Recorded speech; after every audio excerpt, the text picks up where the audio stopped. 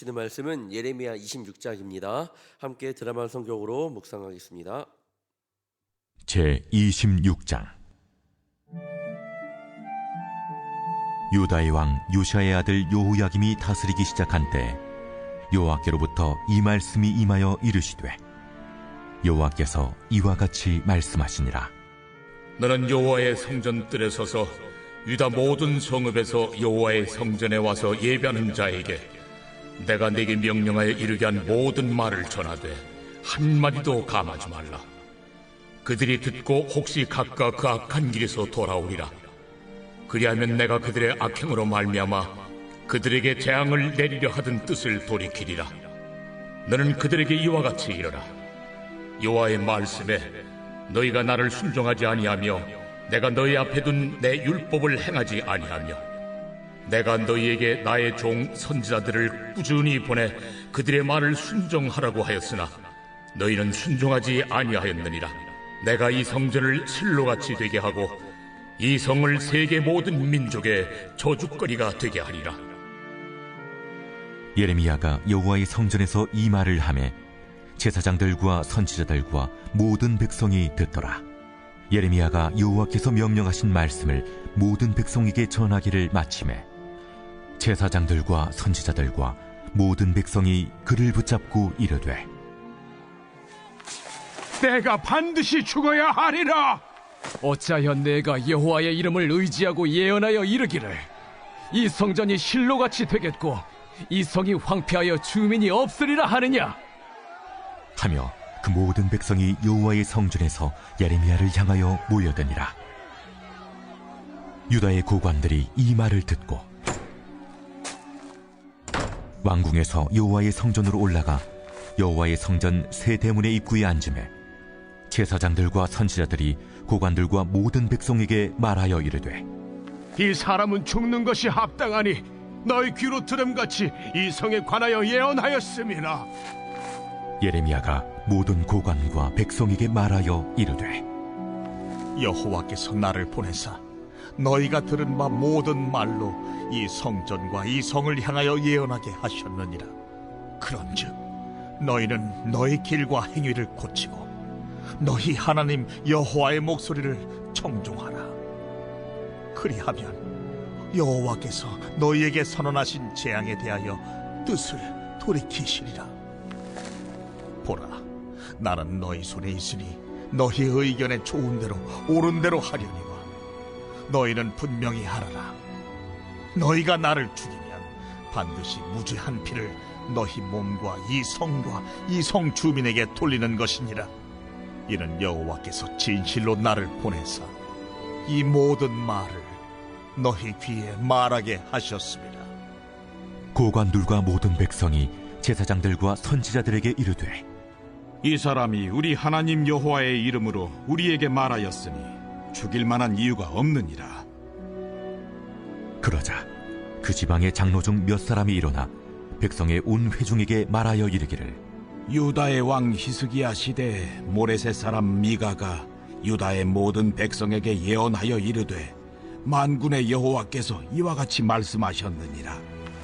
시온은 밭같이 경작지가 될 것이며 예루살렘은 돌무더기가 되며 이 성전에 사는 산당의 숲과 같이 되리라 하였으나 유다의 왕 히스기야와 모든 유다가 그를 죽였느냐?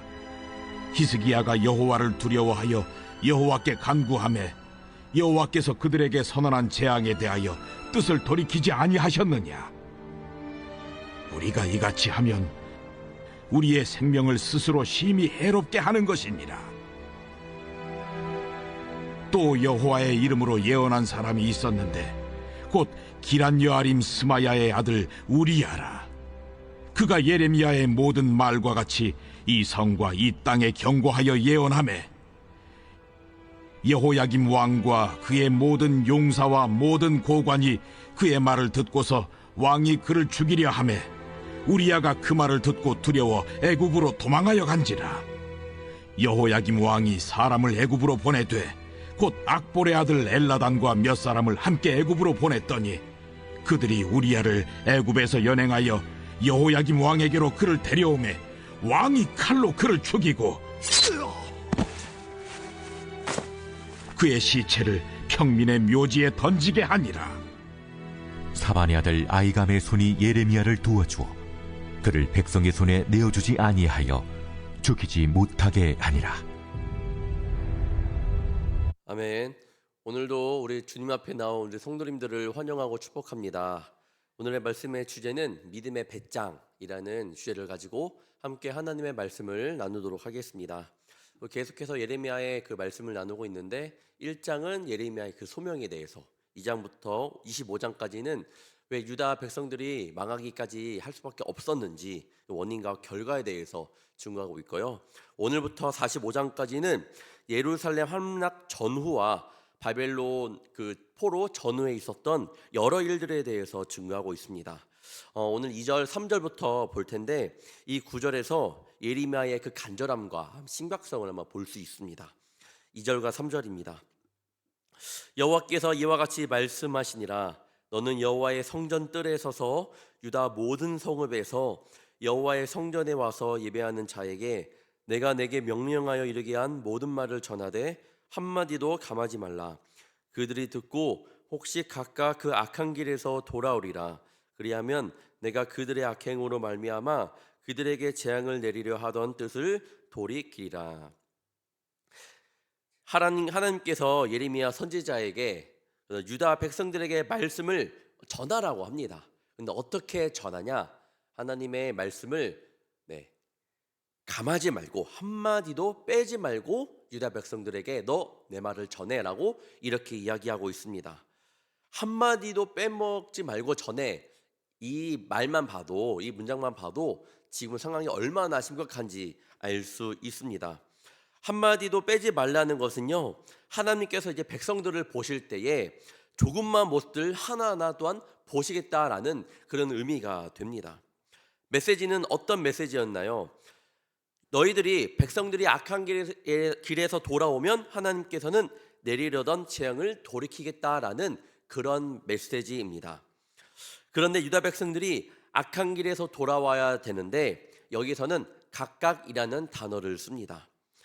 신앙은 공동체성이 강합니다. 하나님께서는 우리 공동체성을 더 보기를 원하시고요, 주님 안에서 얼마나 잘 연합하는지를 보십니다. 하지만 그 공동체의 특징을 볼 수 있는데 바로 각각의 연합이라는 겁니다. 하나님께서는 우리 공동체를 보시고 전체를 보시긴 하지만 무엇보다 개개인을 더 구별하시고 더 주목하시는 것을 우리는 알아야 합니다. 우리 공동체가 하나님 보시기에 연합이 잘 된다 하더라도 하나님의 심판은요, 우리 공동체에 있지 않고요, 여러분 한 사람 한 사람 개개인에 있습니다. 우리 가족이 주님을 신실하게 믿는 기독교 집안이라고 하더라도 우리 집안이 모두 하나님의 심판에서 자유할 수 없다라는 겁니다. 한 사람 한 사람 모두 다 하나님의 심판대 앞에 섭니다. 지금도 유다 백성들이 모두 회개하고 주님 앞에 서야 하지만 더 원하시는 것은 각각 한 사람 한 사람이 하나님 앞에 서기를 원하셨다라는 거예요. 또한 오늘 예레미야 선지자가 말씀을 전하는 장소가 중요한데 바로 성전 뜰입니다. 그리고 그곳에서 성전 뜰에서 지금 백성들이 하나님의 말씀, 그 예레미야의 그 말씀을 듣고 있습니다. 그들에게 악한 길에서 떠나 돌아오라고 말씀합니다. 이 의미를 볼 때 두 가지를 볼 수 있습니다. 첫 번째, 악한 길에서 떠나 돌아와라. 이거는 돌아와라. 너의 삶의 자리에서 먼저 너의 것을 포기하고 하나님 앞에 위배되는 모든 것들을, 악한 죄들을 버려놓고 돌아오라. 이게 바로 첫 번째 말씀이 될 수 있고요. 두 번째 말씀은 성전에서 지금 말씀을 듣고 있는 너희들에게도 말하는 거예요. 돌아와라. 뭐예요? 지금 이들은요, 회개도 없이 성전에서 예배를 드리고 제사를 드리고 있던 모습을 꼬집는 겁니다. 이들은요, 아무런 마음 없이 나는 제사를 드리기만 한다면 죄를 용서받을 것이라는 막연한 믿음이 있었던 겁니다. 성전에 올라오기만 하면 하나님께서 무조건 그 예배를 받아주실 것이라는 잘못된 믿음이 있었습니다. 그래서 삶의 자리에서 돌아오는 것뿐만 아니라 너희들 그 예배의 잘못된 태도, 하나님을 더욱더 섬기지 못하는 그 마음 가운데서도 돌아오라 라고 이야기를 하고 있는 겁니다. 즉 너희들 믿음 있는 척하지 마라라고 이야기하고 있는 거죠. 그때 하나님께서 역사하실 줄 믿습니다.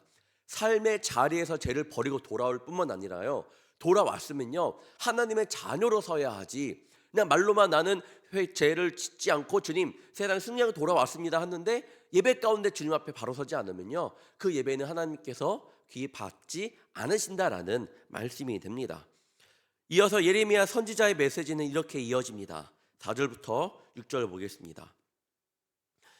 너는 그들에게 이르기를 여호와의 말씀에 너희가 나를 순종하지 아니하며 내가 너희 앞에 둔 내 법을 행치 아니하며 내가 너희에게 나의 종 선지자들을 꾸준히 보내 그들의 말을 순종하라고 하였으나 너희는 순종하지 아니하였느니라.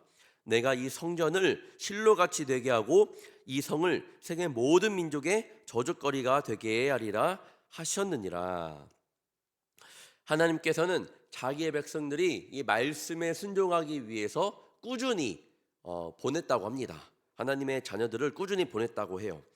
꾸준히 보냈다라는 것을 다시 말하면요, 꾸준히 보낼 때마다 하나님 말씀에 백성들은 순종하지 않았다라는 말씀이 되겠죠. 아니, 때로는 순종할 때가 있더라도 마지막의 모습은 순종하지 않았다라는 거예요. 순종하는 모습이 저는 있었을 거라고 생각을 합니다. 조금은 그랬을지 몰라도 마지막의 모습은 순종하지 않았다라는 모습이에요. 그 불순종의 모습은요 결국 이렇게 예배드리는 곳이 있어도 소용이 없다고 말씀합니다.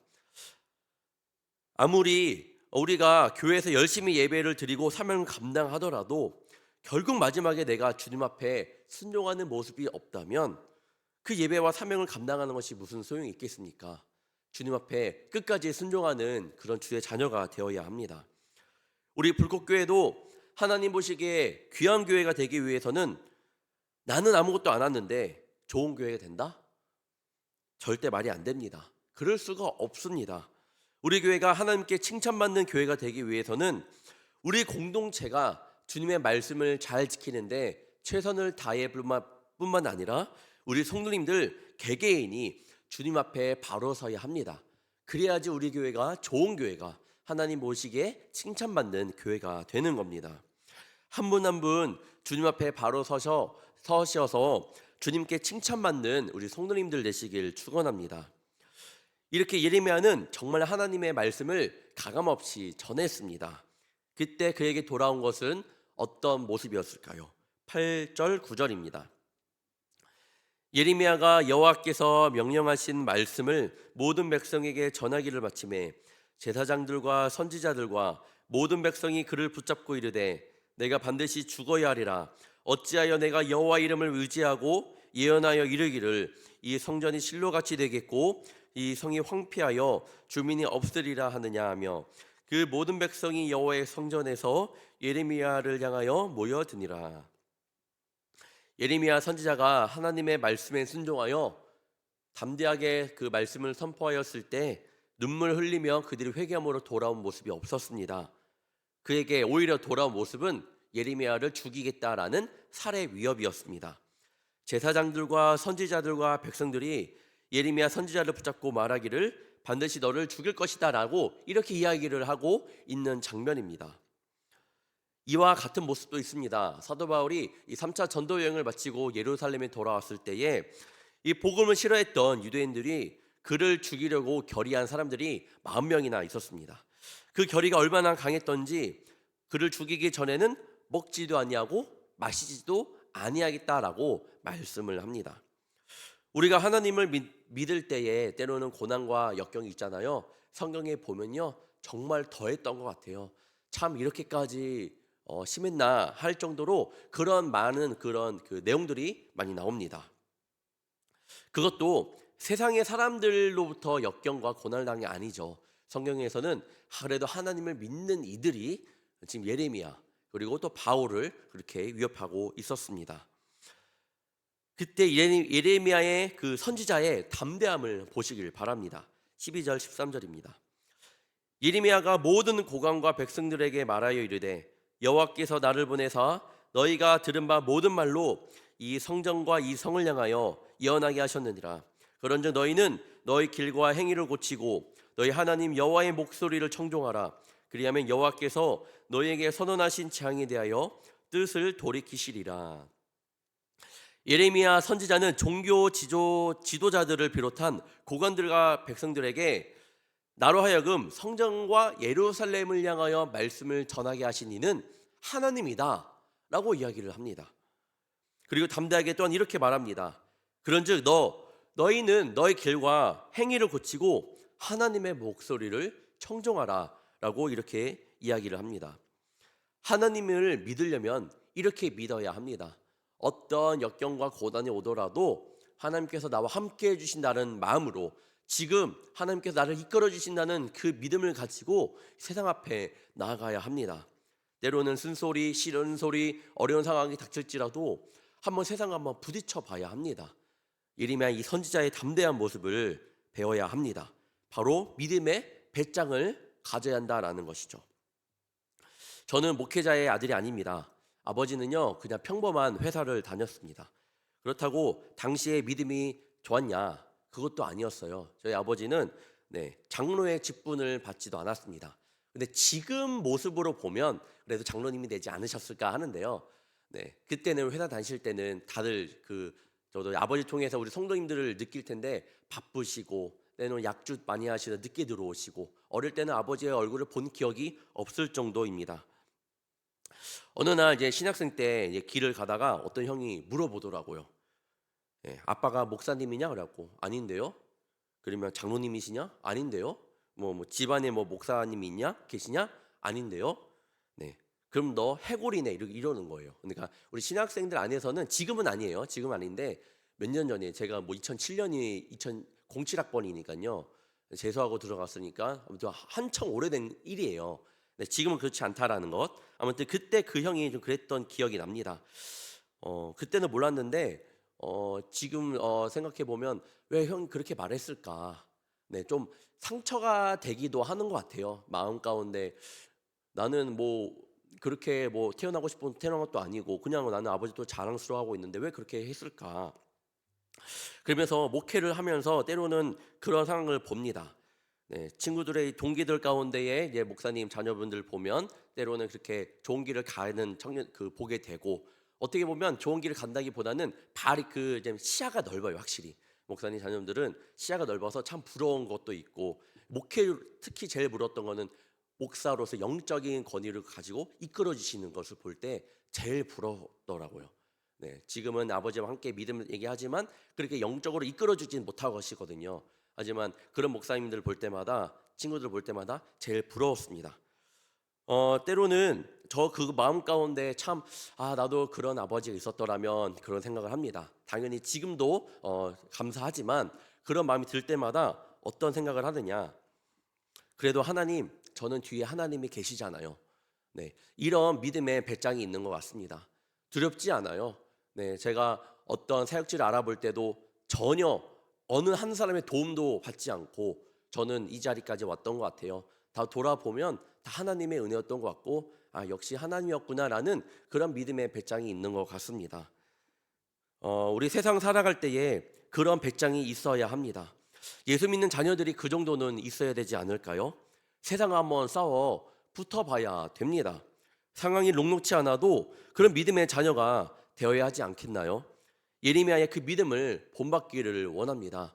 내 뒤에 계시는 하나님을 붙잡고 싸워야 합니다. 오직 예수 그리스도의 보혈을 의지하며 주님 앞에 나아가야 합니다. 그런 믿음의 배짱, 그런 믿음의 배짱을 가진 우리 성도님들 되시길 축원합니다. 이어서 이렇게 말했습니다. 14절 15절입니다. 보라, 나는 너희 손에 있으니 너희 의견에 좋은 대로 옳은 대로 하려니와 너희는 분명히 알아라. 너희가 나를 죽이면 반드시 무죄한 피를 너희 몸과 이 성과 이 성 주민에게 돌리는 것이니라.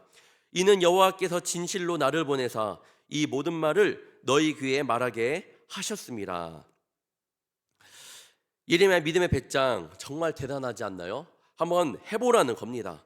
어떻게 그럴 수 있나요? 계속 말씀드렸지만 예레미야 뒤에는 하나님이 계셨기 때문이에요. 오직 한 가지 이유, 하나님이 그와 함께 하셨기 때문에 그는 그것을 믿었습니다. 자신을 보내어 말씀을 전하게 하신 분은 하나님이시기에 두려움이 없었습니다. 바로 그거예요. 예레미야 선지자가 담대하게 움직일 수 있었던 이유는 오직 한 가지, 그거였습니다. 그때에 그 말에, 그 정직한 말에 마음을 움직이는 사람이 있었습니다. 16절 보면 고관들과 모든 백성이 제사장들과 선지자들에게 이르되 이 사람이 우리 하나님 여호와의 이름으로 우리에게 말하였으니 죽일 만한 이유가 없느니라. 이 말씀을 보면 뭐가 반대됐네라고 생각을 해야 됩니다. 예레미야의 말씀을 듣고 그 믿음을 보고 제사장들과 선지자들이 돌아서서 백성들과 고관들에게 말씀을 전해야 되는데, 오히려 고관들과 백성들이 제사장들과 선지자들에게 이 사람에게 선고를 내릴 만한 그 죄를 못 찾았다라는 거예요. 예레미야의 말씀을 전했을 때에 목회자가 회개한 게 아니라 백성들이 회개해서 오히려 목회자에게 이야기를 했다라는 거예요. 제가 좋아하는 목사님 중에 지금 돌아가셨지만 존경하는 목사님이 계시는데 옥하는 목사님입니다. 많은 이들 아실 거예요. 이렇게 말씀하셨던 것을 기억합니다. 정확한 그 워드는 아니지만 이 세상에는 못된 성도는 없다라는 거예요. 그리고 모든 잘못은 목회자가 잘못했다라는 겁니다. 저도 정말 목사이지만 한국의 모든 목회자들이 넘어지지 않도록 늘 성도님들의 기도가 필요합니다. 정말 기도해 주셔야 돼요. 저를 위해 기도해 주셔야 되고, 예전에는 저를 위해 기도해 주세요 이게 되게 창피했는데 지금은요 해 주셔야 돼요. 해 주셔야 됩니다. 담임 목사님을 위해서 무조건 첫 번째로 기도해 주셔야 되고요. 그다음에 저희 부목사님들을 위해 기도해 주셔야 되고, 저희 전도사님들을 위해 하는 기도를 빼먹지 말아 주시길 부탁드립니다. 오늘 본문은 이렇게 막이 내리고 있습니다. 24절입니다. 사반의 아들 아히감의 손이 예레미야를 도와주어 그를 백성의 손에 내어주지 아니하여 죽이지 못하게 하니라.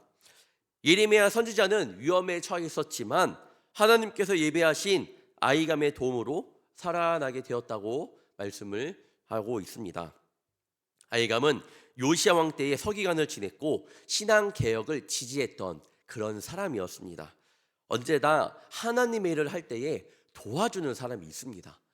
그것을 체험하여야지만 그 믿음이 분명히 성장할 겁니다. 나 혼자라고 생각할 때 분명히 나와 함께 해주는 동역자가 있습니다. 나의 직장 가운데에 나 혼자라고 할 때에 그렇게 혼자 신앙으로 믿음을 가지고 고군분투하는 주의 자녀가 분명히 있습니다. 나의 사업 가운데에 힘들 때에 나에게 함께 붙여주시는 비즈니스적인 그런 믿음의 동역자가 분명히 있을 거예요. 분명히 있습니다. 사랑하는 성도 여러분, 오늘 말씀을 통해 예레미야의 어떤 모습을 보았나요?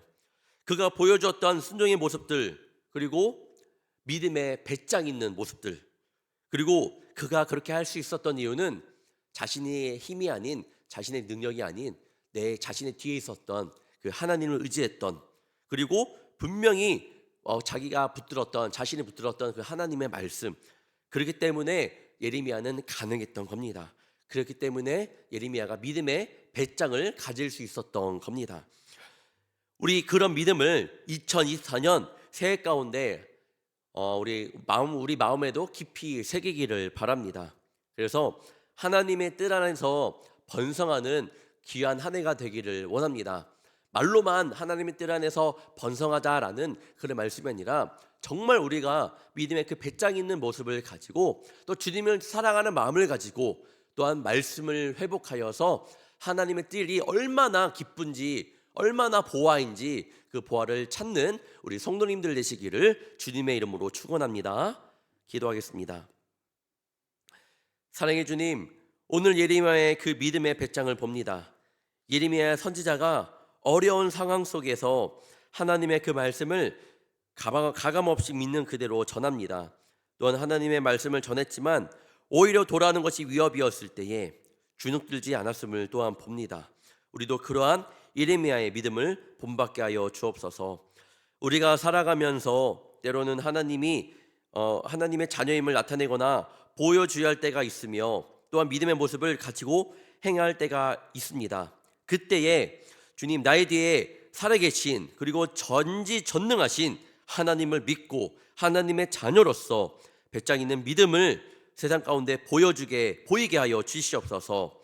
오늘도 살아갈 때에 나의 욕망을 따라 살지 않게 하시며 말씀에 의지하며 말씀에 순종하며 담대함을 가지고 살아가게 하여 주시옵소서. 오늘도 감사헌금과 11전금을 주님 앞에 드립니다.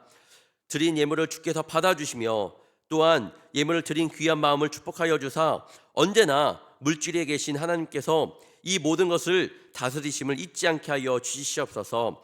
한 글자 한 글자 써내려갔던 이 아버지의 그 간절한 기도 제목 가운데 주님께서 응답하여 주시고 반드시 그 기도와 응답하여 주사 하나님의 살아계심을 더욱더 많이 느끼게 하여 주옵시며 하나님께서 그 크신 계획이 그들의 삶 가운데 반드시 나타날 수 있도록 주께서 도와주시옵소서. 오늘 하루도 예수님을 믿는 자녀로서 그리스도의 보혈을 의지하며 나아갑니다. 어떠한 삶이라도 승리하고 복된 하루 될 수 있도록 도와주시옵소서.